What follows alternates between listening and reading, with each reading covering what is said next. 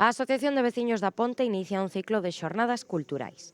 A primeira delas será este sábado ás 7:30 da tarde no local que teñen na Praza de Abastos, o cargo de Juan Andrés Cervella, responsable da Oficina de Turismo durante 40 anos e que falará da historia do barrio da Ponte. Cada vez que tenemos una actividad, llenamos. Una actividad de este tipo. De las otras, llenamos siempre.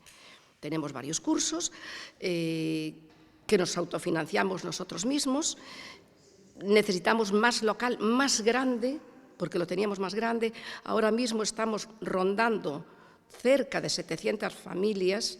Eu vou-me remontar un pouco máis atrás e vou casi, a falar casi da origen da ponte, da época dos romanos, e despois a partir de aí, falar do antigo Concello de Canedo, que era un concello independente que tiña o seu edificio a carón do Ponte Romano, e, das máis cousas que aconteceron no puente. Tamén falar un pouco de persoeiros singulares e pontinos notables.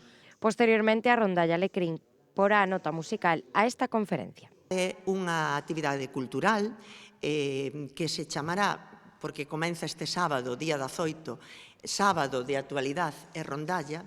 Consistirá, primeiramente, que vamos a falar dun tema que importe no barrio da Ponte. En concreto, temos aquí ao meu carón o conferenciante primeiro que porá, digamos, o pistoletazo de salida a esta actividade.